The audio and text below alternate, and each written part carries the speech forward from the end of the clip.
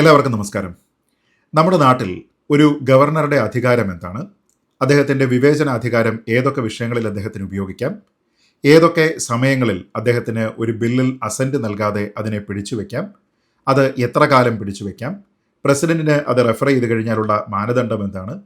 അതിന് പുറത്ത് പ്രസിഡന്റിന് തീരുമാനമെടുക്കാൻ എത്ര സമയമാണ് കിട്ടുക?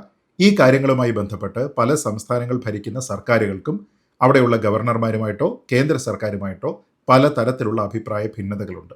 അത് പരസ്യമായി മറനീക്കി പുറത്തു വന്നത് തമിഴ്നാട് സർക്കാർ ഗവർണർക്കെതിരെ സുപ്രീം കോടതിയെ സമീപിച്ച സമയത്താണ്. ആ സമയത്ത് ഗവർണർ ഒരു നിശ്ചിത കാലപരിധിക്കുള്ളിൽ തനിക്ക് മുന്നിൽ വരുന്ന ബില്ലുകളിൽ തീരുമാനമെടുക്കണം എന്നും അങ്ങനെ തീരുമാനമെടുക്കാൻ വൈകിയാൽ അത് ഗവർണറുടെ അനുമതി ലഭിച്ചതായിട്ട് തന്നെ പരിഗണിക്കപ്പെടും എന്നുമൊക്കെയാണ് അന്ന് സുപ്രീം കോടതിയുടെ ഒരു രണ്ടംഗ ബെഞ്ച് വിധി പറഞ്ഞത്. ജസ്റ്റിസ് ആർ മഹാദേവനും ജസ്റ്റിസ് പർദിവാലയുമായിരുന്നു ആ ബെഞ്ചിലെ ജഡ്ജിമാർ. എന്നാൽ ഇത് ഭരണഘടനാ വിരുദ്ധമാണ് എന്നുള്ള ഒരു അഭിപ്രായം ആ സമയത്ത് തന്നെ ഉണ്ടായിരുന്നതാണ്. കാരണം നമ്മുടെ ഭരണഘടനയിൽ എത്ര സമയത്തിനകത്ത് ഗവർണറോ രാഷ്ട്രപതിയോ ഒക്കെ തന്നെ അവരുടെ മുന്നിൽ വരുന്ന ഒരു ബില്ലിൽ തീരുമാനമെടുക്കണം എന്ന് പറയുന്നില്ല. അതുകൊണ്ട് തന്നെ ഭരണഘടനയിൽ പറയാത്ത കാര്യങ്ങൾ അതിൽ എഴുതി ചേർക്കുക എന്നത് സുപ്രീം കോടതിയുടെ പണിയല്ല എന്നാണ് അന്ന് നിയമവിദഗ്ധരായിട്ടുള്ള പലരും അഭിപ്രായപ്പെട്ടത്. എന്തായാലും ഇപ്പോൾ ചരിത്രപരമായിട്ടുള്ള ആ തെറ്റ് സുപ്രീം കോടതി തിരുത്തിയിരിക്കുകയാണ്. അങ്ങനെ സുപ്രീം കോടതിയെ അത് തിരുത്തുന്നതിന് പ്രേരിപ്പിച്ചത് മറ്റാരുമല്ല, നമ്മുടെ രാഷ്ട്രപതി ശ്രീമതി ദ്രൗപദി മുർമുവാണ്. എങ്ങനെയാണ് സുപ്രീം കോടതിയെ ഈ ഒരു തിരുത്തലിനു വേണ്ടി പ്രസിഡന്റ് മുർമു പ്രേരിപ്പിച്ചത്, എന്താണ് ഇപ്പോൾ വന്നിരിക്കുന്ന സുപ്രീം കോടതി വിധിയുടെ അനന്തര ഫലം എന്നീ കാര്യങ്ങളെക്കുറിച്ചാണ് ഈ വീഡിയോയിൽ പരിശോധിക്കുന്നത്. നോക്കാം. നമുക്കറിയാം, നമ്മുടെ നാട്ടിലുള്ള പല സംസ്ഥാന സർക്കാരുകൾക്കും അവിടെയുള്ള ഗവർണർമാരുമായി പല വിഷയങ്ങളിലും അഭിപ്രായ വ്യത്യാസമുണ്ട്. ഗവർണർ എന്നത് കേന്ദ്ര സർക്കാരിൻ്റെ ഏജന്റും ഏജൻസിയുമായി പ്രവർത്തിക്കണം എന്നാണ് ഭരണഘടനാ അസംബ്ലിയിൽ പറഞ്ഞിട്ടുള്ള ഏറ്റവും പ്രധാനപ്പെട്ട ഒരു അഭിപ്രായം തന്നെ. എന്നാൽ അത് അങ്ങനെ ആയിരിക്കെ തന്നെ അതെന്തോ കുറ്റമാണ് എന്ന തരത്തിൽ കേന്ദ്ര സർക്കാരിൻ്റെ ഏജന്റായിട്ട് ഗവർണർ പ്രവർത്തിക്കുന്നു എന്നൊക്കെ രാഷ്ട്രീയമായിട്ടുള്ള ഒരു ആരോപണമായിട്ടാണ് പല BJP വിരുദ്ധ സർക്കാരുകളും ഇപ്പോൾ പ്രയോഗിച്ച് കാണുന്നത്. കേരളത്തിൽ അതേ സ്ഥിതിയാണ്, തമിഴ്നാട്ടിൽ അതേ സ്ഥിതിയാണ്, ഇന്ത്യ ബ്ലോക്കിലുള്ള പല കക്ഷികളും ഭരിക്കുന്ന സംസ്ഥാനങ്ങളിലെല്ലാം ഇതേ സ്ഥിതി തന്നെയാണ് നിലനിൽക്കുന്നത്. അതുകൊണ്ട് തന്നെ സംസ്ഥാന സർക്കാരിന് താല്പര്യമുള്ള ഒരു നിയമം പാസാക്കിയാൽ അതിന് ഗവർണറുടെ അസന്റ് കിട്ടിയില്ല എങ്കിൽ അതിനെതിരെ നിയമപരമായിട്ടുള്ള ഒരു അവകാശം ചലഞ്ച് ചെയ്യുന്നതിന് വേണ്ടിയിട്ടുണ്ട് എന്ന് ധരിച്ചുകൊണ്ടാണ് തമിഴ്നാട് സർക്കാർ സുപ്രീം കോടതിയിൽ പോയത്. അതായത് ഗവർണർക്ക് ഒരു കാലപരിധി തീരുമാനിക്കണം, നിശ്ചിത സമയത്തിനുള്ളിൽ ഗവർണർ തൻ്റെ മുന്നിൽ വന്നിരിക്കുന്ന ബില്ലിൽ അനുമതി കൊടുക്കേണ്ടതാണ്. അങ്ങനെ പ്രത്യേകമായിട്ട് അനുമതി നൽകാത്ത പക്ഷം ഒരു നിശ്ചിത കാലപരിധി കഴിഞ്ഞാൽ അത് നിയമമായി പരിഗണിക്കപ്പെടണം, അങ്ങനെ ഒരു ഡീംഡ് അസന്റ് എന്നുള്ള ഒരു കോൺസെപ്റ്റ് വേണം എന്നൊക്കെയാണ് അന്ന് തമിഴ്നാട് വാദിച്ചിരുന്നത്. സുപ്രീം കോടതിയുടെ രണ്ടംഗ ബെഞ്ച് അത് അനുവദിക്കുകയും ചെയ്തു. അങ്ങനെ BJP ഇതര സർക്കാരുകൾ ഭരിക്കുന്ന എല്ലാ സംസ്ഥാനങ്ങളിലും അവർക്ക് ഒരു പ്രതീക്ഷയുടെ തിരുനാളമാണ് ഈ സുപ്രീം കോടതിയുടെ രണ്ടംഗ ബെഞ്ച് അന്ന് കൊളുത്തിക്കൊടുത്തത്. എന്തായാലും അതിന് വലിയ ആയുസ് ഉണ്ടായിരുന്നില്ല. കാരണം ഗവർണറുടെ അധികാര പരിധിയെക്കുറിച്ച് സുപ്രീം കോടതി എന്താണ് മനസ്സിലാക്കിയിട്ടുള്ളത്, പ്രസിഡന്റിൻ്റെ അധികാര പരിധിയെപ്പറ്റി സുപ്രീം കോടതി എന്താണ് മനസ്സിലാക്കിയിട്ടുള്ളത്, ഭരണഘടന വായിച്ചതനുസരിച്ച് ഏതൊക്കെ സാഹചര്യങ്ങളിലാണ് ഒരു മന്ത്രിസഭയുടെ തീരുമാനങ്ങൾക്കനുസരിച്ച് ഒരു ഗവർണർ പ്രവർത്തിക്കേണ്ടത്, ഗവർണറുടെ പരിഗണനയ്ക്ക് ഒരു ബില്ല് സമർപ്പിക്കുന്ന സമയത്ത് അത് പാസ്സാക്കിയേക്കൂ എന്നുള്ള താല്പര്യമാണ് മന്ത്രിസഭയ്ക്കെങ്കിൽ അവരുടെ അഡ്വൈസ് അനുസരിച്ച് ഗവർണർ പ്രവർത്തിക്കേണ്ടതുണ്ടോ, എത്ര കാലം ഈ ബില്ല് ഗവർണറുടെ കയ്യിലിരിക്കാം, ഏതെങ്കിലും ഒരു കാലപരിധി ഭരണഘടനയിൽ അതിന് നിശ്ചയിച്ചിട്ടുണ്ടോ, അത് ഗവർണർക്ക് രാഷ്ട്രപതിക്ക് റിസർവ് ചെയ്യാനുള്ള ഒരു അവകാശമില്ലേ, അങ്ങനെയാണെങ്കിൽ എത്ര സമയത്തിനകം അതിൽ തീരുമാനമെടുക്കണം എന്നുള്ളതാണ് വ്യവസ്ഥ, രാഷ്ട്രപതിക്ക് എത്ര കാലം ഇത് കയ്യിൽ വെച്ചിരിക്കാം, ഇങ്ങനെ കുറേയധികം കാര്യങ്ങളുമായി ബന്ധപ്പെട്ട് കോടതിയുടെ അഭിപ്രായം എന്താണ് എന്നാണ് ഒരു പ്രസിഡൻഷ്യൽ റെഫറൻസ് വഴി പ്രസിഡന്റ് മുർമു സുപ്രീം കോടതിയോട് ചോദിച്ചത്. സത്യത്തിൽ ഈ ഒരു വിഷയത്തിൽ കാതലായ മാറ്റമുണ്ടാക്കിയ, സുപ്രീം കോടതിയെ ഈ പുനർവിചിന്തനത്തിന് പ്രേരിപ്പിച്ച, തങ്ങളുടെ തെറ്റെന്താണ് എന്ന് സുപ്രീം കോടതിക്ക് സ്വയം ബോധ്യമായി അതിനെ തിരുത്തുന്നതിനു വേണ്ടി അവരെ പ്രേരിപ്പിച്ച ഒരു മാസ്റ്റർ സ്ട്രോക്കാണ് ഈ പ്രസിഡൻഷ്യൽ റെഫറൻസ് എന്ന് നിസ്സംശയം പറയാം. അതുകൊണ്ട് തന്നെ ഭരണഘടനയിൽ പറഞ്ഞിരിക്കുന്ന ഗവർണറുടെയും രാഷ്ട്രപതിയുടെയും സവിശേഷ അധികാരങ്ങൾ എന്തൊക്കെയാണ്, അവരുടെ ഡിസ്ക്രേഷൻ എന്തൊക്കെയാണ്, ഫെഡറൽ സംവിധാനം എങ്ങനെയാണ് പ്രവർത്തിക്കേണ്ടത്, ഈ കാര്യങ്ങളെക്കുറിച്ച് മനസ്സിലാക്കാൻ ശ്രമിക്കുന്ന ആൾക്കാർ ഏറ്റവും കൂടുതൽ നന്ദിയോടെ സ്മരിക്കേണ്ടത് പ്രസിഡന്റ് മുർമുവിൻ്റെ ഈ പ്രസിഡൻഷ്യൽ റെഫറൻസ് എന്നുള്ള തീരുമാനത്തെക്കുറിച്ചാണ്. എന്തായാലും സുപ്രീം കോടതിയുടെ വിധിയോടുകൂടി ചില കാര്യങ്ങൾ ക്ലിയർ ആയിരിക്കുകയാണ്. ഏറ്റവും കൂടുതൽ അത് ക്ലിയർ ആകുന്നത് തമിഴ്നാട് സർക്കാരിനും കേരള സർക്കാരിനും ഒക്കെ തന്നെയാണ്. ഒന്നാമത്തെ കാര്യം, നമ്മുടെ ഭരണഘടനയുടെ 200-ാം അനുച്ഛേദമനുസരിച്ച് നമ്മുടെ ഗവർണർമാർക്ക് സവിശേഷമായിട്ടുള്ള വിവേചനാധികാരമുണ്ട്. വിവേചനാധികാരം എന്ന് പറയുമ്പോൾ മന്ത്രിസഭയുടെ തീരുമാനങ്ങൾക്കനുസൃതമല്ലാതെ സ്വന്തമായി തീരുമാനങ്ങൾ എടുക്കാനുള്ള അവകാശം ഗവർണർക്കുണ്ട് എന്ന് തന്നെയാണ്. ഭരണഘടനയിൽ തന്നെ പറയുന്നതനുസരിച്ച് ഗവർണറുടെ ഒപ്പീനിയനിൽ, ഗവർണറുടെ അഭിപ്രായത്തിൽ എന്ന് പറയുന്ന എല്ലാ വിഷയങ്ങൾക്കും ഗവർണർക്ക് ഡിസ്ക്രിപ്ഷനുണ്ട്. അതായത് മന്ത്രിസഭയുടെ ഉപദേശത്തിനനുസരിച്ച് പ്രവർത്തിക്കുക എന്ന് പറയപ്പെടുന്ന വിഷയങ്ങളിലല്ലാതെ മറ്റേത് വിഷയത്തിലും ഗവർണർക്ക് സവിശേഷമായിട്ടുള്ള ഈ വിവേചനാധികാരമുണ്ട്. അതുകൊണ്ട് തന്നെ ഒരു ബില്ല് ഗവർണറുടെ അസന്റിനു വേണ്ടി സമർപ്പിക്കുമ്പോൾ മന്ത്രിസഭയുടെ താല്പര്യം ഗവർണർ അതിന് അനുമതി നൽകണം എന്നാണ് എങ്കിലും ആ ഉപദേശം സ്വീകരിച്ചുകൊണ്ട് ഉടനടി അതിന് അനുമതി നൽകുക എന്നുള്ളത് ഗവർണർ ചെയ്യേണ്ടുന്ന അദ്ദേഹത്തിൻ്റെ ഭരണഘടനാപരമായിട്ടുള്ള ഒരു ഡ്യൂട്ടി അല്ല. മറിച്ച് അതിൽ അദ്ദേഹത്തിന് വിരുദ്ധമായിട്ടുള്ള അഭിപ്രായങ്ങളുണ്ട് എങ്കിൽ അദ്ദേഹത്തിൻ്റെ വിവേചനാധികാരം ഉപയോഗിച്ചുകൊണ്ട് അതിലുള്ള തീരുമാനം നൽകാതെ ഇരിക്കാം, പ്രസിഡന്റിന് വേണ്ടി അത് റെഫർ ചെയ്യുകയും ചെയ്യാം.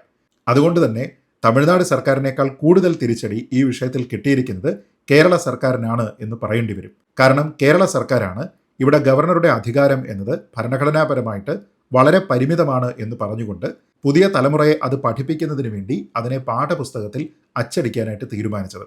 അവരുടെ തലയ്ക്ക് കിട്ടിയിരിക്കുന്ന അടിയാണ് ഇതെന്ന് പറയാം. കാരണം ഗവർണർക്ക് ഭരണഘടനാപരമായിട്ട് 200-ാം അനുച്ഛേദമനുസരിച്ച് കിട്ടുന്ന വിവേചനാധികാരത്തിന് പൂർണ്ണമായിട്ടുള്ള അവകാശമുണ്ട്, അതിന് സംരക്ഷണമുണ്ട് എന്ന് തന്നെയാണ് സുപ്രീം കോടതി പറഞ്ഞിരിക്കുന്നത്. അതാണ് ഇതിലെ ഒന്നാമത്തെ പോയിന്റ്. ഇനി രണ്ടാമത്തേത്, സുപ്രീം കോടതി അവർക്ക് പറ്റിയ ചരിത്രപരമായിട്ടുള്ള ഒരു തെറ്റിനെ തിരുത്തുന്ന ഒരു നടപടിയാണ്. അതായത് ഈ തീരുമാനമെടുക്കുന്നതിന് വേണ്ടി ഗവർണർക്കും രാഷ്ട്രപതിക്കും നിശ്ചിത കാലപരിധി കൊടുക്കുക എന്നുള്ള ഒരു തീരുമാനമായിരുന്നു സുപ്രീം കോടതി ആദ്യം സ്വീകരിച്ചത്. അതായത് ഒരു ഗവർണർക്കോ രാഷ്ട്രപതിക്കോ സമർപ്പിക്കപ്പെടുന്ന ഒരു ബില്ലിൽ ഒരു നിശ്ചിത കാലപരിധിക്കുള്ളിൽ തീരുമാനമെടുത്തിരിക്കണം എന്നാണ് സുപ്രീം കോടതി ആദ്യം വിധിയിൽ പറഞ്ഞിരുന്നത്. എന്നാൽ ആ തെറ്റിനെ ഇപ്പോൾ സുപ്രീം കോടതി തന്നെ തിരുത്തിയിരിക്കുകയാണ്. അങ്ങനെ ഗവർണർക്കോ രാഷ്ട്രപതിക്കോ ഒരു പ്രത്യേക കാലപരിധി നിശ്ചയിക്കാനായിട്ട് സാധ്യമല്ല എന്ന് സുപ്രീം കോടതി കണ്ടെത്തുന്നു. അതിൻ്റെ കാരണം ഭരണഘടനയിൽ അങ്ങനെ ഒരു പ്രത്യേക കാലപരിധി നിഷ്കർഷിക്കുന്നതിനെക്കുറിച്ച് പറഞ്ഞിട്ടില്ല. അങ്ങനെ പറയാത്ത ഒരു കാര്യം സുപ്രീം കോടതി ഒരു വിധിയിലൂടെ പറഞ്ഞാൽ അത് ഭരണഘടന തിരുത്തുന്നതിന് തുല്യമായി മാറും എന്നുള്ള ഏറ്റവും പ്രധാനപ്പെട്ട ഒരു കാര്യമാണ് ഇവിടെ സുപ്രീം കോടതി തിരിച്ചറിഞ്ഞത്. അതുകൊണ്ട് തന്നെ ഒരു കാലപരിധിയും ഗവർണർക്കോ അതേപോലെ രാഷ്ട്രപതിക്കോ നിർദ്ദേശിക്കാൻ കഴിയില്ല എന്ന് സുപ്രീം കോടതി ഇപ്പോൾ തിരിച്ചറിഞ്ഞ് അത് ഈ വിധി പ്രസ്താവത്തിൽ വളരെ വ്യക്തമായിട്ട് തന്നെ പറയുന്നുണ്ട്. ഇനി മൂന്നാമത്തെ കാര്യം, നേരത്തെ ഏറ്റവും കൂടുതൽ വിവാദമായിരുന്ന ഒരു വിഷയമാണ്. അതായത് ഗവർണർക്ക് അല്ലെങ്കിൽ രാഷ്ട്രപതിക്ക് ഒരു ബില്ല് സമർപ്പിക്കപ്പെട്ട് അത് ഒരു നിശ്ചിത കാലപരിധിയിൽ അവരുടെ പരിഗണനയ്ക്കായിട്ട് അവിടെ ഇരിക്കുന്നു. ആ സമയത്തിനകം അവരുടെ ഭാഗത്തു നിന്ന് തീരുമാനങ്ങളൊന്നും തന്നെ ഉണ്ടായിട്ടില്ല എങ്കിൽ ആ ബില്ല് പാസ്സായതായിട്ട് ഓട്ടോമാറ്റിക്കലി പരിഗണിക്കാം എന്നുള്ള ഡീംഡ് അസെന്റ് എന്നുള്ള ഒരു കോൺസെപ്റ്റ് സുപ്രീം കോടതി ഇൻട്രൊഡ്യൂസ് ചെയ്തിരുന്നു. ആ ഒരു കാര്യമാണ് തമിഴ്നാടിന് വളരെ ആശ്വാസകരമായത്. അതുകൊണ്ട് തന്നെ അവിടെ തമിഴ്നാട് ഗവർണറുടെ പരിഗണനയിലുണ്ടായിരുന്ന മാസങ്ങൾ കഴിഞ്ഞിരുന്ന പല ബില്ലുകളും അതോടുകൂടി ഇതാ ഡീംഡ് അസെന്റ് ഇതിന് കിട്ടിയിരിക്കുന്നു, അതുകൊണ്ട് ഇതെല്ലാം തന്നെ നിയമമാണ് എന്ന് പ്രഖ്യാപിച്ചുകൊണ്ട് അവിടെ സർക്കുലർ ഇറക്കിയ ടീമുകളാണ് തമിഴ്നാട് സർക്കാർ. ഇപ്പോൾ അതെല്ലാം തന്നെ ഭരണഘടനാ വിരുദ്ധമാണ് എന്ന് സുപ്രീം കോടതി തന്നെ കണ്ടെത്തുന്നു. അതായത് ഒരു നിശ്ചിത കാലപരിധിക്കുള്ളിൽ ഗവർണറോ രാഷ്ട്രപതിയോ ഒരു ബില്ലിൽ ഒരു തീരുമാനവും എടുത്തില്ല എങ്കിൽ ഓട്ടോമാറ്റിക്കലി ആ ബില്ല് നിയമമാകുന്ന ഒരു ടെക്നോളജി ഇനി മുതലില്ല. അതുകൊണ്ട് തന്നെ തമിഴ്നാട് നേരത്തെ ഈ വഴിയിൽ പാസ്സാക്കിയിരിക്കുന്ന ബില്ലുകളെല്ലാം തന്നെ ഇപ്പോൾ ഭരണഘടനാ വിരുദ്ധമായി മാറുകയും അതെല്ലാം തന്നെ ഇൻവാലിഡ് ആകുകയും ചെയ്യുകയാണ് എന്നുള്ളതാണ് ഇതിൻ്റെ ഏറ്റവും പ്രധാനപ്പെട്ട പ്രത്യേകത. അടുത്തത്, നമ്മുടെ നാട്ടിൽ ഗവർണർ അല്ലെങ്കിൽ രാഷ്ട്രപതി അവരുടെ സവിശേഷമായിട്ടുള്ള വിവേചനാധികാരം ഉപയോഗിച്ചുകൊണ്ട് ഒരു ബില്ലിന് പുറത്തെടുക്കുന്ന തീരുമാനങ്ങളുണ്ട്. ഒന്നുകിൽ ആ ബില്ലിന് അനുമതി കൊടുക്കുക, അതല്ല എങ്കിൽ ആ ബില്ല് തിരിച്ചയക്കുക, ഇനി അതല്ല എങ്കിൽ ഗവർണർ ഈ ബില്ലിനെ രാഷ്ട്രപതിയുടെ റെഫറൻസിന് വേണ്ടിയിട്ട് വിടുക, അങ്ങനെ റിസർവ് ചെയ്യുക. ഇങ്ങനെ കുറേയധികം തീരുമാനങ്ങളാണ് ഈ ബില്ലുകളിൽ എടുക്കാനായിട്ട് സാധ്യമാകുന്നത്. അങ്ങനെ എടുക്കുന്ന ഏതെങ്കിലും തീരുമാനത്തിനെ നിയമപരമായി ചോദ്യം ചെയ്യാനായിട്ട് സാധിക്കുകയില്ല എന്ന് സുപ്രീം കോടതി ഇപ്പോൾ അർത്ഥശങ്കയ്ക്കിടയില്ലാത്ത വിധം പ്രസ്താവിച്ചിരിക്കുകയാണ്.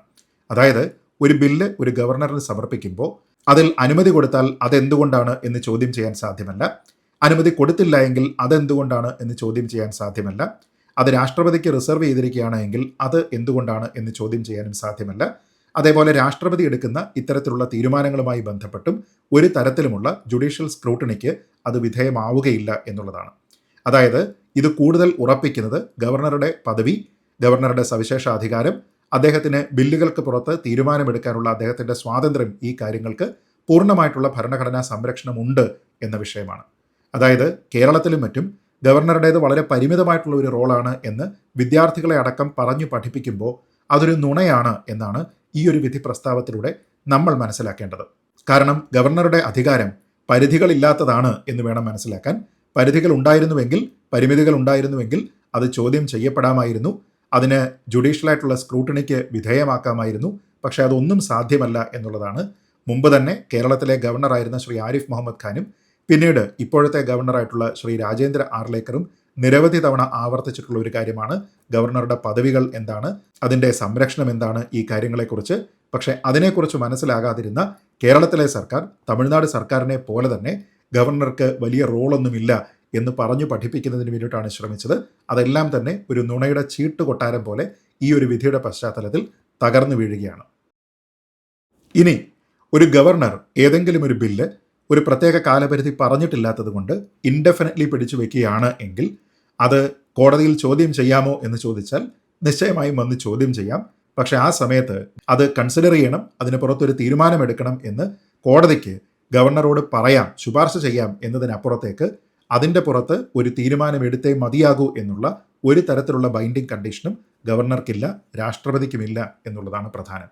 ചുരുക്കി പറഞ്ഞാൽ തമിഴ്നാടും കേരളവും ഒക്കെ എന്തൊക്കെ കാര്യത്തിനാണോ ഗവർണർക്കെതിരെ സുപ്രീം കോടതിയിൽ പോയി ഫൈറ്റ് ചെയ്തത്, ആ ഫൈറ്റ് മുഴുവനും ഇതോടുകൂടി പരാജയപ്പെട്ടിരിക്കുകയാണ്. പ്രസിഡന്റ് മുർമുവിൻ്റെ ഒരൊറ്റ പ്രസിഡൻഷ്യൽ റെഫറൻസിൽ സുപ്രീം കോടതി വളരെ കൃത്യമായിട്ട് ഭരണഘടനയിൽ ഗവർണറുടെയും പ്രസിഡന്റിൻ്റെയും അധികാരങ്ങൾ എന്തൊക്കെയാണ് എന്ന് പറഞ്ഞിരിക്കുന്ന കാര്യങ്ങൾ വീണ്ടും കൃത്യമായി വായിച്ച് മനസ്സിലാക്കുന്നതിനും ഭരണഘടനാപരമായി തന്നെ അതിനെ നിറവേറ്റുന്നതിന് പ്രതിജ്ഞാബദ്ധമാണ് എന്ന തരത്തിൽ ഈ ഒരു ഓർഡർ ഇടുന്നതിനും നിർബന്ധിതമായി എന്നുള്ളതാണ് ഇതിലെ സത്യാവസ്ഥ. ഒന്നാലോചിച്ച് നോക്കിയാൽ സുപ്രീം കോടതിയുടെ 2 അംഗ ബെഞ്ച്, ജസ്റ്റിസ് പർദിവാലയും ജസ്റ്റിസ് മഹാദേവനും ഉൾപ്പെട്ട ബെഞ്ച് ഭരണഘടന എന്താണ് എന്ന് കൃത്യമായി മനസ്സിലാക്കാതെ ഭരണഘടനയെ സ്വയം അമെൻഡ് ചെയ്യുന്ന തരത്തിലുള്ള ഒരു വിധിയാണ് നേരത്തെ പ്രസ്താവിച്ചത്. അത് പൂർണ്ണമായിട്ടും തെറ്റായിട്ടുള്ള ഒരു സമീപനമായിരുന്നു. കാരണം ഭരണഘടനയിൽ പറഞ്ഞിട്ടില്ലാത്ത ഒരു കാര്യം ഇത്ര കാലത്തിനുള്ളിൽ നിങ്ങൾ തീരുമാനമെടുത്തിരിക്കണം, അതല്ലെങ്കിൽ അത് നിയമമാകും എന്നുള്ള സുപ്രധാനമായിട്ടുള്ള ഒരു കാര്യം ആരുടെയും താല്പര്യമില്ലാതെ 2 ജഡ്ജിമാർ മാത്രം ചേർന്ന് ഒരു വിധി പ്രസ്താവത്തിലൂടെ നിയമമാക്കി മാറ്റാനായിട്ടുള്ള ഒരു ശ്രമമായിരുന്നു അന്ന് നടന്നിരുന്നത്. അത് തെറ്റാണ് എന്ന് കോടതിക്ക് ഇപ്പോൾ ബോധ്യമായിരിക്കുന്നു. കാരണം ഭരണഘടനയിലുള്ള എന്ത് മാറ്റം കൊണ്ടുവരണമെങ്കിലും അത് കൊണ്ടുവരേണ്ടത് പാർലമെൻറ്റാണ്. പാർലമെൻറ്റിൻ്റെ 2 സഭകൾക്ക് മാത്രമാണ് അതിനുള്ള അധികാരമുള്ളത്.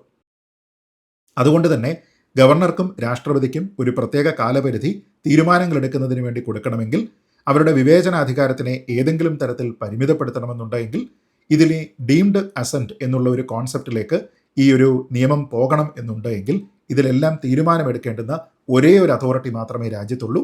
അത് ഭരണഘടന അമെൻഡ് ചെയ്യാനായിട്ട് ചുമതലപ്പെട്ടിരിക്കുന്ന അതോറിറ്റിയാണ്. ആ അതോറിറ്റിയാണ് ഇന്ത്യൻ പാർലമെൻറ്റ്. ഇന്ത്യൻ പാർലമെൻറ്റിന് മാത്രമുള്ള ആ അവകാശങ്ങൾ ഒരിക്കലും സുപ്രീം കോടതിക്ക് സ്വയമേവ ഏറ്റെടുത്തുകൊണ്ട് ചെയ്യാനായിട്ട് സാധ്യമല്ല. കാരണം ഇത് ഭരണഘടന അമെൻഡ് ചെയ്യുന്നതിന് തുല്യമായിട്ടുള്ള ഒരു ജഡ്ജ്മെൻ്റ് ആയിരുന്നു. അങ്ങനെ ചെയ്യാൻ ഒരു ബെഞ്ചിലെ 2 ജഡ്ജിമാർക്ക് ഒരു തരത്തിലുമുള്ള അധികാരമില്ല എന്നതിൻ്റെ അടിസ്ഥാനത്തിലാണ് നേരത്തെ തമിഴ്നാടിൻ്റെ കേസിൽ ജസ്റ്റിസ് മഹാദേവനും ജസ്റ്റിസ് പർദിവാലയും പറഞ്ഞിരുന്ന ആ ഒരു വിധിയെ പൂർണ്ണമായിട്ടും റദ്ദാക്കിക്കൊണ്ട് ഇപ്പോൾ ഒരു പുതിയ വിധി പ്രസ്താവം സുപ്രീം കോടതിയുടെ ഭരണഘടനാ ബെഞ്ച് തന്നെ പുറപ്പെടുവിച്ചിരിക്കുന്നത്. ആർട്ടിക്കിൾ 142 പറഞ്ഞിരിക്കുന്ന സവിശേഷ അധികാരം ഉപയോഗിച്ചുകൊണ്ട് നമ്മുടെ ഭരണഘടനയെ അമെൻഡ് ചെയ്യാനായിട്ട് കോടതിക്ക് സാധ്യമല്ല എന്നുള്ള ഒരു തിരിച്ചറിവ് ഇവിടെ സുപ്രീം കോടതിക്ക് ഉണ്ടായിട്ടുണ്ട് എന്നുള്ളത് അങ്ങേയറ്റം പ്രാധാന്യമുള്ള ഒരു വിഷയമാണ്. നമ്മുടെ നാട്ടിലെ ഏതൊരു നിയമ വിദ്യാർത്ഥിയും ഭരണഘടനയെ കൃത്യമായി മനസ്സിലാക്കാൻ ശ്രമിക്കുന്ന ഏതൊരു പൗരനും സത്യത്തിൽ മനസ്സിരുത്തി വായിച്ച് മനസ്സിലാക്കേണ്ടുന്ന ഒരു വിധി പ്രസ്താവം തന്നെയാണ് സുപ്രീം കോടതിയുടെ ഭാഗത്തു നിന്നുണ്ടായിരിക്കുന്നത്. ചരിത്രപരമായിട്ടുള്ള ഒരു തെറ്റുതിരുത്തൽ കൂടിയാണ് ഇതിലൂടെ ഉണ്ടായിരിക്കുന്നത്. ഗവർണറുടെ പദവി എന്താണ് എന്ന് കേരളവും തമിഴ്നാടും അടക്കമുള്ള സംസ്ഥാനങ്ങൾ ഭരിക്കുന്ന BJP ഇതര കക്ഷികൾക്ക് വ്യക്തമാക്കി കൊടുക്കുന്ന ഒരു വിധി കൂടിയാണിത്.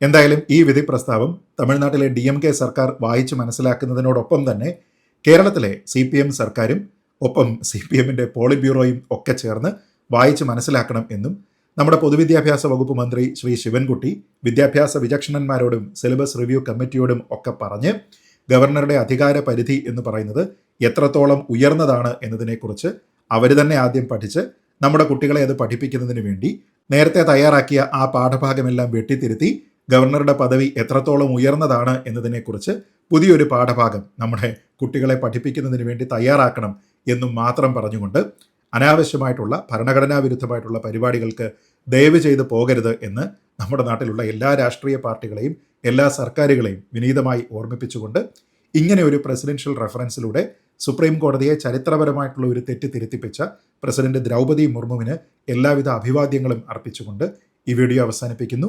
ജയ് ഹിന്ദ്.